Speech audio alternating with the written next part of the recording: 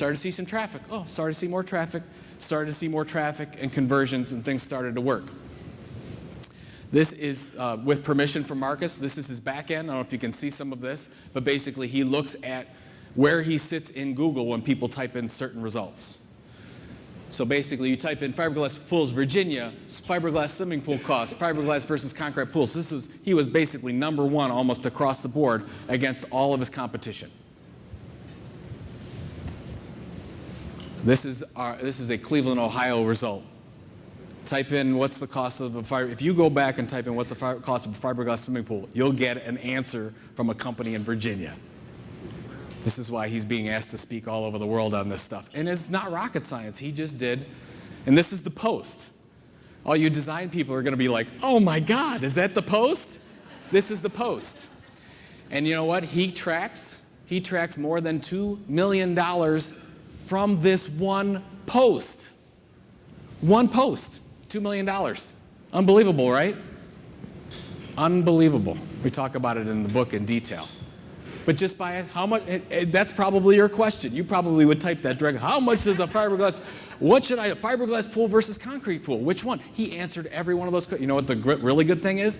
He did a review of all of his competitors. He reviewed and didn't mention himself. He said, here's what we think of all these competitors. And you know what? When somebody types in his competitor, he shows up on his competitor searches. It's brilliant, right?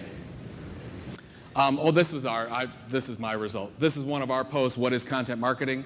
We did one post, 3 years, 50,000 visits, 4,000 subscribers, 84,000 in direct revenue. That's just our study for one post. How you can actually measure this all the way through, but it does take time to do that. All right? All right, so this is my last one that I'm going to go through, and then I want to see if we have some time for questions. And I know I said 10 resolutions, and I'll get to that at the end, so I've been hiding some in there. We'll get to 10. All right, so subscribers. I want to talk about building subscriber relationships. Most of us do content campaigns, and it's okay. We do content in short bursts. We have a big ebook, a big white paper, something that comes out for a short, and I want you to think about, for 2014, building long-term relationships with customers. That's the way you're going to show return, by looking at subscribers. But you don't have to build it. You could buy it. You actually could buy it if you want to. I'm going to give you some examples. At Copyblogger, they're a software company. They've been growing like crazy. They have over 200,000 subscribers to their content that they send out every day. Kraft Food and Family, 1.5 million subscribers. Paid, mind you. Paid subscribers to Kraft Food and Family. OpenView Venture Partners, I'm an advisor with them. They're a VC company out of Boston. They have over 20,000 subscribers. It's changed the way that they market. They get leads in, they get companies that are doing great things that are contacting them because every day they're getting this kind of content. They're publishing this amazing content, all right? So what I want you to think about as you go forward, and I'll give you some examples about how to do this, this is the big ROI to me. What's the difference between people that subscribe to my content, that read and engage in my content, versus those that don't? Do they close faster? Do they stay longer? Do they buy more? Those are the things that we're trying to answer. It takes a little time to do that, but it's absolutely possible to do that. But you can actually build it or buy it. I'll give you an example. Anybody know the company Adorama? Anybody familiar with them? Photo supply, you must be a photographer of some kind. Photo supply shop. 2009, JPG magazine actually was going bankrupt and was looking for a buyer. Adorama said, the people that subscribe to JPG magazine, there's the online version, they're all our customers. What if we bought them? And they did. So in 2009, they bought. So there's a precedent for this. Well, I'm amazed that more brands out there don't go out and buy smaller media companies, even some larger media companies. So my prediction, and it's been wrong for the last 3 years, but I'm going to put it out there again. My prediction is you're going to see a lot of it. Now, you saw a little bit of it a couple years ago. Google bought Zagat. They bought Frommer's. I think that you'll see this big time. I'm predicting that Microsoft will buy at least 2 media companies, if not more, and we're going to start to see this. I think there's an opportunity for you. If there are media companies or blogger sites or association sites that actually have subscribers that are your customer base and actually have a built-in content team already that you can integrate into yours, you could absolutely buy it. So I want you to think about that. For you content leaders out there, CEOs, there might be an opportunity there. So I want you to think about building it, like, where are my customers hanging out? And start to do some research. There might be an opportunity, at least for a joint venture, if not to buy something altogether. But let's talk about building it. So a lot of us like to do this from scratch. And I'm going to start about building an audience. So what I see for the most part happening is a lot of you are creating a lot of content, but you have no audience to send it to. So it's not doing very well. We wonder why, because we've got to make sure most of the people that we researched, they spend 4 times the amount on distribution as they do on content creation. Why? Because it needs an audience. You need to get that content in front of people. So we need to build an audience. We need to build subscribers. How do we do that with influencers? I'm going to ask this question. How many of you have some kind of an influencer list? And what I mean by that is, do you have a list of where your customers are hanging out on the web when they're not on your site? Does anybody have that list like that? A couple people? So here's my take. Make that list. We started with 40. You don't have to start with 40. Start with 5. Where are your customers hanging out? Why is that so important? Because we want to build relationships with those people. Because we want to make sure we get our content in front of those people. How do we get our content in front of those people? We got to build relationships with the company so that we can start to have them share our content. It takes a little while to do that. So first, get the list together. You can do it through Google Alerts. You can do it through a Radian 6. You can do it through Twitter, hashtags, whatever you want to do, right? Once we get that list, then we can create a plan about how we're going to distribute our content on social media. So this is, I'm going to show you the social media 411 plan. I completely ripped this off from my friend Andrew Davis. He's the author of a great book called Brandscaping, but I want to give him credit because I stole it from him. And this is how it goes.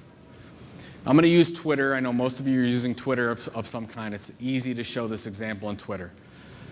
So for every 6 tweets, original tweets that you're going to send out, most of us talk about ourselves or our own content.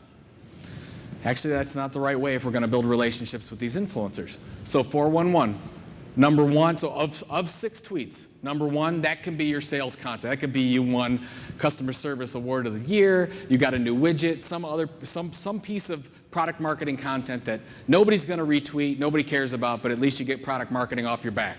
That's 1. The one in the middle, that's your own piece of content marketing. That's your own blog, your own podcast, your own white paper, your own ebook, whatever the case is. The other 4, that's relevant content coming from this influencer list that you put together. Because we want to get on their radar. We want to share their content. I work with a lot of PR companies that put together an influencer list, and then they reach out with a email, and they'll say, Joe, hi, we've been noticing that you're an influencer. We'd love if you blog for us. Or we'd love if you share a piece of content. I don't know them from Adam. So I'm going to delete that. I'm going to get rid of that. They haven't built a relationship with me. So we want to build a relationship. We've got to actually share their content. You share an influencer's content on a regular, daily basis for a month, they will know exactly who you are. You will pretty much be able to ask for anything that you want after that. Because they're helping them with their pain points, just like you're trying to help your customers with their pain points. Right? Then you do that, and then you build them into your content. This is the brilliant part of it. So we did this with the Content Marketing Playbook. We did this 3 times.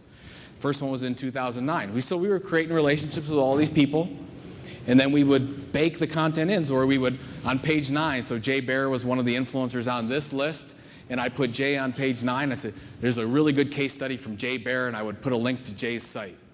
And when I emailed Jay and I said, Jay, I want to let you know, I've got Content Marketing Playbook coming out. Here's a link to it. You know what Jay did when I sent that to him? Jay shared it. That's okay. I knew you were zoning out a little bit. It's okay, babe. Vic's like, I got to get back to work, man. 26 influencers we put into this original one. You know how many of the 26 influencers shared it with their audience? You say all of them? 24. 24 of the 26. We had a very small audience at that time. We had less than 3,000 subscribers at that time. We got 50,000 downloads in almost no period of time not because of our audience, because of their audience. Okay, good, that's a good start. Now we've got to convert those people to our audience, right? How do we do that? Well, we have one goal for our blog at Content Marketing Institute, and it's to attract or keep a subscriber. That is our goal. We used to have all kinds of calls to action. Sign up for this demo, do this, do that. And we realized, what do we want? We want them to be subscribers because we know that's our key performance indicator is a subscriber. So go over here, show the social proof. Go ahead and sign up. We'll give you something free if you do it. So we get a lot of people signed up that way. But I'm going to give you the dirty little secret here. Everybody want a dirty little secret? We get over 50% of our daily signups for our email newsletter from this pop-over form, this pop-up form. I know, you don't like pop-ups. Nobody does, right? But as a content marketer, I love pop-ups. I got to get me some more pop-ups. It's fantastic. It works great for us. Now, it might not work in the future, but right now it works really, really well. About 55% of our signups come from this because we want to give them value. We want to say, hey, you're reading this? We really want to give you more value. We want you as a subscriber. We want to prove that we know what we're doing. We want to send you this on a regular basis. And what we know, and this is traffic is fantastic, right? We want to see any chart that goes up and to the right. That's a great chart. We want that. But really what we want is subscribers because we know that 80% of our revenue comes from subscribers that have been subscribed to our content for at least 6 months. That's our big aha moment. Like you have to find yours for your clients because it could be they buy more, it could be they stay longer, they convert quicker, whatever that is, you have to find out what that is. This is for us, they spend more. These are the people these are our customers. Our subscribers become our customers. So you have to figure out what that is for you. Anybody use SlideShare? Couple people? SlideShare is it our second most or our third most? Second most. SlideShare I'm sorry, Kathy's our marketing director, I'm asking her. SlideShare converts the second most. So SlideShare, for those of you who don't use SlideShare, is like the YouTube for PowerPoint presentations, is the easiest way to put it. You put your presentation up there, and then if you're a SlideShare Pro subscriber, which is about $16 to subscribe, you can give them a little pop-up form, or you could set it for if they download, which we just changed ours, that if you want them to download it, you ask for their information. Right? So we're creating all this content, all this social media activity, all this search stuff, all that's working great for us. But at the end of the day, I need an audience. I need a consistently built audience, and that's why I want to focus on subscription. So as you go, and I'm wrapping up here because I'm probably over here, I want you to think about your return on objective. And as you go and you're creating that big why, that big need, which is fantastic, that's what we want to do. But for our, this is marketing at the end of the day. We've got to make sure that whatever those indicators are, the one I just showed you is subscription. Is it driving sales? Is it saving costs? Or is it creating happier customers? We've got to tell that story. We're not going to show a Google Analytics chart to our CMO. Please don't do that, by the way. You get all kinds of questions you don't want. What we want to show is we want to tell the story about how it's doing this. And sometimes, for the most part, it takes time to do this, to tell this story. Say 6 months or more for the most part. So here's your 10. I promised you 10.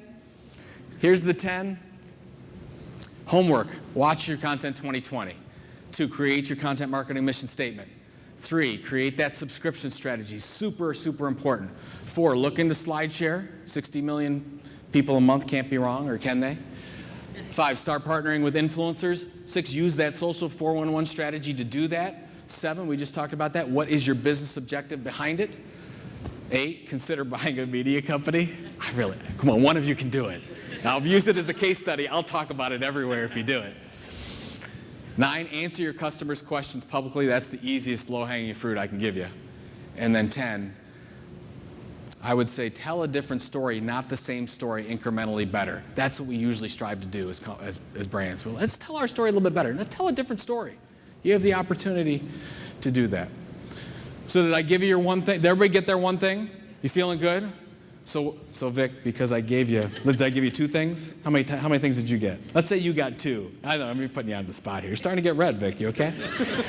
So if I gave you 2 things and your expectation was 1, what did I do? I exceeded your expectations. I said, thank you. Thanks for playing along. I appreciate that. All right, so thank you very much. There's my Kevin Spacey pitch for Content Marketing World. Love to see you there. I don't know if we have time for questions, but I'd love